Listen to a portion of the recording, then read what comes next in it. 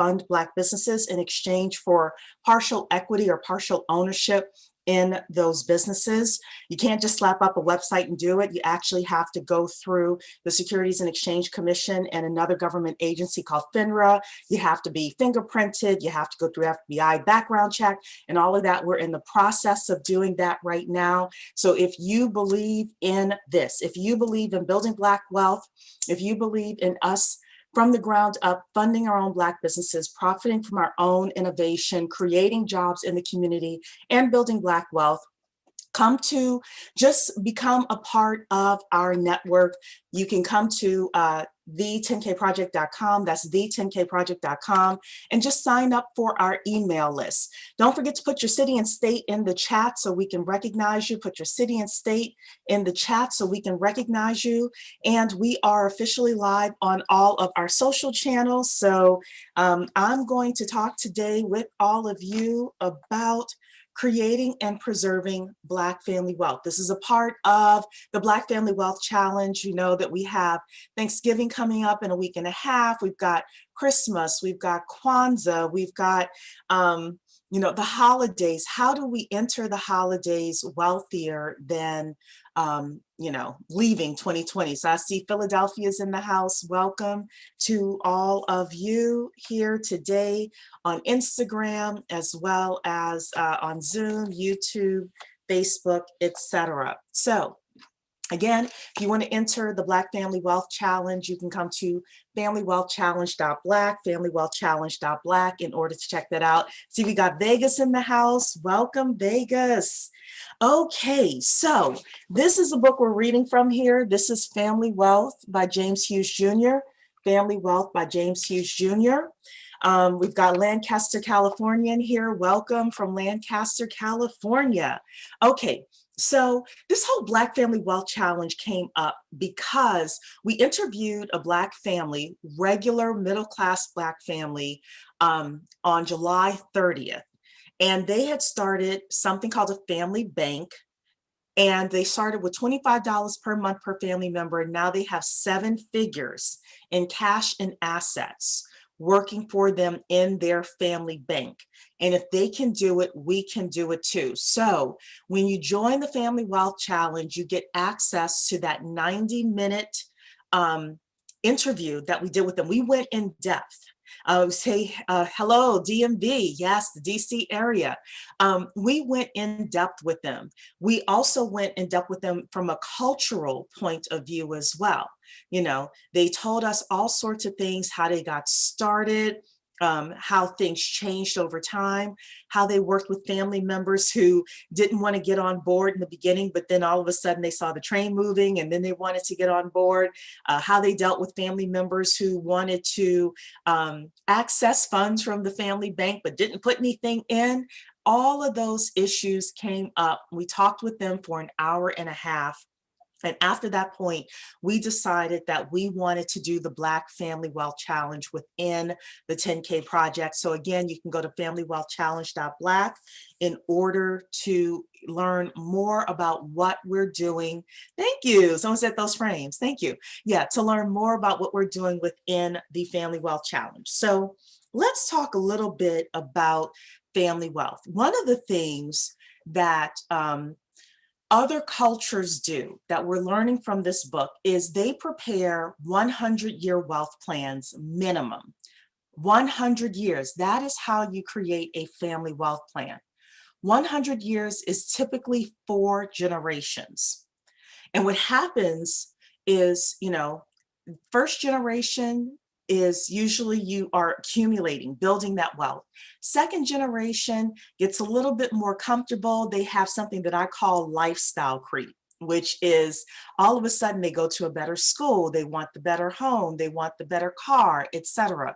So the wealth that the first generation scrimped and scraped for, it starts to erode. Then in the third generation, they go all out. They had never known any kind of hardship, for example, and they squander the money. And in the fourth generation, they're penniless again. So what the book talks about, and everybody on Instagram, because there are new people here, this is the book, Family Wealth, James Hughes Jr. I'm showing here as well. all my people on Facebook, YouTube, etc. Family Wealth by James Hughes Jr.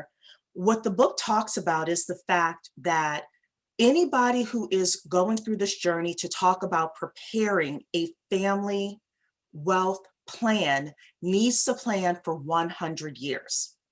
That's one of the things that we have not been doing, we have not been groomed for within our community. When we start talking about generational wealth, thinking 4 generations out. So it's not your kids, it's not your grandkids, it's your great grandkids and what their lives are going to look like.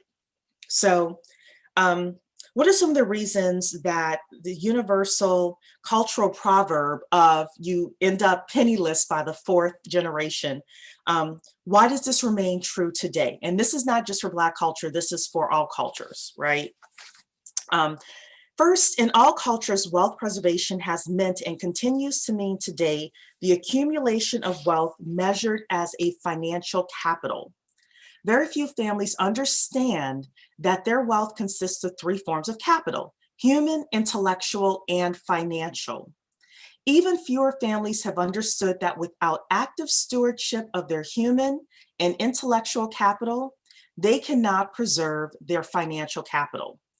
So what the author is saying here, and we've gone through this a few times within, the sessions we've had about Black family wealth, is a lot of times we're only focused on the money, the financial, the money, the financial.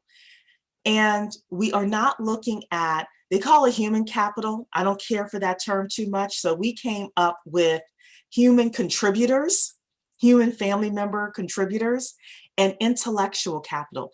Intellectual capital is the all of the experiences, all of the skills that you and your family members have, putting that together. When you add in the human beings within your family and the things that you know, the skills that you have, the networks that you have, the goals that you have, and you put all of that together, the finances take care of themselves. That's one of the first things that they teach you when it comes to building wealth, period. This is what other families are learning that we're not. So the author says, in my opinion, the most critical issue to the failure of a family to preserve its wealth is a concentration on the family's financial capital to the exclusion of its human and intellectual capital.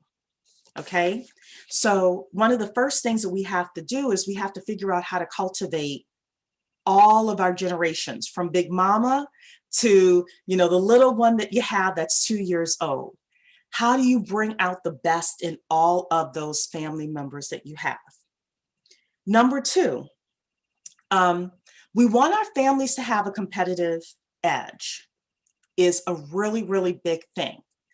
And our families are unique from other families around the world, if you are a descendant of slaves especially, right?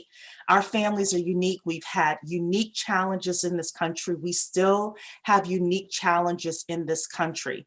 But how can we use the people within our families, and how can we use all of the skills that we have, all the skills that we can have to maximize the money, the financials within our families, right? Because our families are now a business.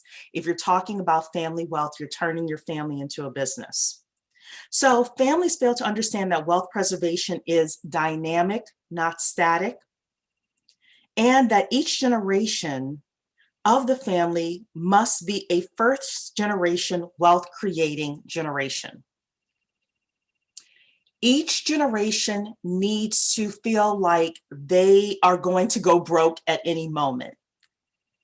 And sometimes as parents, we think, oh my goodness, I want my kid to have more than I had, which is great, which is fine.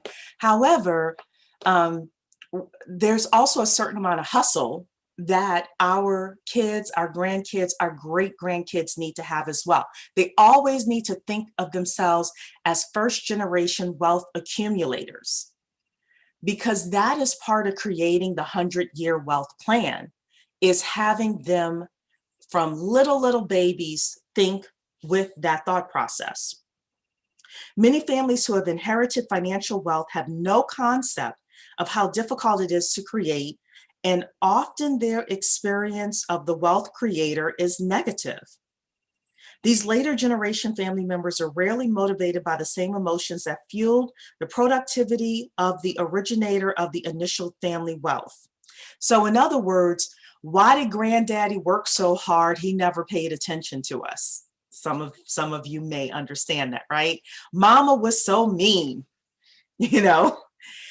What the author is saying here is the person who was first generation who was helping to build that wealth, they had to have a certain mentality. And by the time the third generation gets their hands on that wealth and they accumulate it, you know, it blows through because they don't realize, number one, how difficult it was to create. And number two, they don't know how to create more of it. And number three, they don't understand sometimes the work, the thought process, the frame of mind that you have to have in order to continuously get ahead of the curve. And our world is becoming much, much more global. So there was a time, I'm 45, for example, there was a time when I was growing up where your only competition for a job was the student that was sitting next to you, the white student that was sitting next to you. You might have had a Hispanic student next to you. You might have had an Asian student sitting next to you, you know, but that was it. For the most part, when I was growing up in the 80s, for example, it was me and, you know, white people in the class, and that's it. Now, our great grandchildren, 4 generations from now, are going to have huge competition because their competition is going to be the kid in India, the kid in China, the kid in Nigeria. And because of the pandemic, a lot of companies are saying we don't even need to have people in a certain location working together anymore. Our families have to have a competitive edge. That's one of the things that this author is talking about, this human and intellectual capital. Our great grandkids that are the third and fourth generation need to, number one, think of themselves as first generation wealth builders. And number two, they need to be given the skills in order to compete for things that we today couldn't even think is possible. Otherwise, they're not going to make it. And they have to do it while also dealing with future racism, prejudice, et cetera, et cetera. One of the conversations we had on Monday for our internal meeting about Black family wealth was, what are the current day Greenwoods, Rosewoods that are out there? From an economic point of view, we're just going to say, we know that there are a lot of them. One of the things that I pointed out is the school to prison pipeline is a current day Rosewood, Greenwood.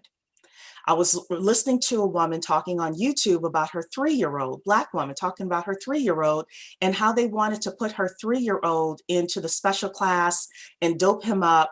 And she wasn't having it because she was an educated parent. So gone are the days where they come to your town, you know, our towns, and, you know, and light them on fire like they did with Greenwood. But we still have Greenwoods of today. And if we want to build family wealth, so we have a whole bunch of new people on Instagram here. So this is Family Wealth, James Hughes Jr., Family Wealth, James Hughes Jr. We're taking this book and we're funneling it through the Black experience. We are going to have to give our kids the tools to deal with the modern day Rosewoods. Put it 2 in the chat if you understand what I'm saying, if you agree. You know, let me know what you think. Tell us some of the other modern Rosewoods and Greenwoods that you see, because if we don't prepare our kids from an intellectual capital point of view for these things, they're going to lose. And the book didn't say this. This is Cherie and the 10K Project talking about this. So if you want to join, the Black Family Wealth Challenge is FamilyWealthChallenge.Black, FamilyWealthChallenge.Black, FamilyWealthChallenge.Black. This is where we have real conversations. We take what other races are doing, we funnel it through our experience and we can still win. So third, families often fail to apply the appropriate timeframes for successful wealth preservation. The result is that planning for the use of the family's human and intellectual capital is far too short-term and individual, and family goals for achievement are set far too low. Time should be measured by generation. Otherwise, how can a family address whether it will still be in business by the fourth generation? So short term for a family is 20 years, long term is 100 years. With increasing life expectancy, the author said he was tempted to even lengthen these periods. So for some of us, long term may be 150 years. And yes, some people are in Instagram here saying disproportionate discipline tactics in school. Exactly. Modern Rosewood, modern Greenwood. I've known this learning and working in project management. It's a global skill team unit. Yes, it is. Yes, it is. And, you know, there were HR studies done where if your child has a certain ethnic name, they may get fewer calls than their counterparts. So economic opportunities are still being kept from us. Your family has to be able to address that. But looking here, one of the things that they said, I want to read this, this sentence again. The result is that planning for the use of the family's human and intellectual capital is far too short-term and individual. And family goals for achievement are set far too low. We're going to have to think about how we and reevaluate how we as a family sets our family goals. Not only sets them, gets other people, get the entire family to agree like, yeah, this is something that we can do. Where are we today? Where do we want to be in 100 years, maybe 150 years? We're looking at 4 generations. If your family can make it through the 4th generation of wealth building, they have a chance. That's where you start getting to Rockefeller wealth, right? 4 generations. So you start thinking about the family members that you have and how we're going to put skills in them. You know, how are we going to invest in their education, their skill set, their networks, the people that they're around, in order to make sure that the entire family wins. So families fail to comprehend and manage the external and internal liabilities on their balance sheets. Remember that the ultimate liability of a family business trying to preserve its wealth is finding itself in a blissful state of the status quo. You feeling comfortable, you think everything's okay, you know, that is the killer of wealth. In fact, what is developing is a state of decay because liabilities were not managed properly in the earlier stages of the family's life. So we have to manage the liabilities within our families as well. One of the liabilities that's talked about in the book are family secrets. And we had a discussion about that on Monday as well. So everybody, if you want to be a part of the Family Wealth Challenge, it's familywealthchallenge.black, familywealthchallenge.black, familywealthchallenge.black. You can find out about it. You can sign up where we talk about these, but we talk about them from a culturally relevant point of view. So one of the liabilities that was talked about was family secrets. And the book mentioned, you know, one family member being an alcoholic, another family member having a spouse that, you know, the family didn't like, and things like that. Those family secrets can kill us and can kill family wealth and building family wealth. And how do you deal with that? So again, those are the types of discussions that we're having. Families fail to understand that the fundamental issues of wealth preservation are qualitative and not quantitative. Most families center their planning on qualitative goals. These families measure success based on the heft of their individual and collective financial balance sheet. So in other words, families just measure the money, but that's not the right thing to do. This exercise doesn't take into account the family's qualitative balance sheets. The quantitative balance sheets have no place in their rows or columns to describe and evaluate human and intellectual capital and the annual increase or decrease of it. Without a qualitative assessment of these two primary forms of capital, the family and individual balance sheets are incomplete and will not measure the extent to which a family is meeting its wealth preservation mission and goals. So what are some of the things that they're asking here? Is each individual member thriving? I would say for us on a quarterly basis, every 3 months, we need to be asking that of our family members. Are you thriving? If not, what will it take to get you to thrive? And how can the family help you get there? Is the social compact among the members of each family generation providing incentive to the leaders of each generation to stay in the family? In other words, the elders, the baby boomers, the Gen X, the millennials, the Gen Zers, all generations have leaders. And one of the things that is discussed when it comes to building family wealth is the need for us to cultivate our leaders in each generation. And the book is asking here, within your family balance sheet, you're not just looking at the money that's accumulating within your family. You're also looking at, are the leaders being cultivated, and are they being cultivated to continuously want to be a part of the family and of the family bank and of the family wealth structure? And I'm only going to be here for another 2 minutes. So do the family members know how to leave the family wealth management business so they do not feel that they have to leave? This is one of the other things that they talked about as well. Every family member needs to feel like there's a way out, but then the incentive to stay in. So this ain't the mafia, in other words, right?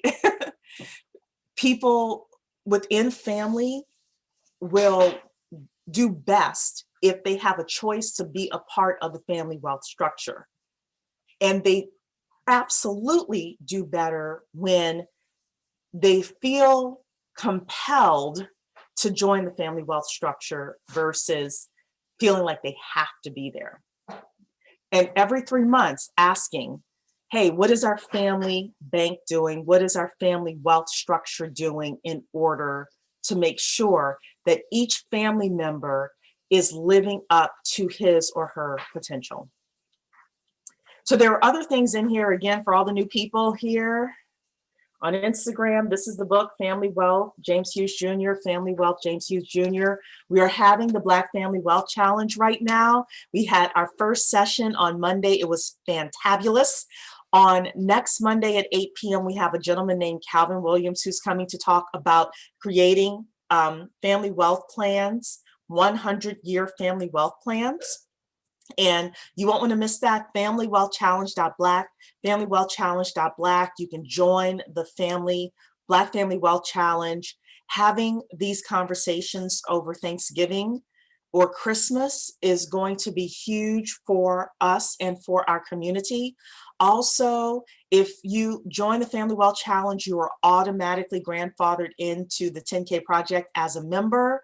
And what we are doing is we're building the nation's largest community of Black individuals who want to do alternative investing. And we have applied to the federal government to do something called equity crowdfunding for Black business owners. Fancy term, simple concept. It is having Black business owners come onto a platform that again has to be approved by the federal government, pitch their businesses, and then the community gets to decide if they want to invest in those businesses or not. Minimum investments would be $100 per person, and each individual investor would get partial ownership or equity in those businesses. So we as a community can start creating our own jobs, profiting from our own innovation, building Black wealth.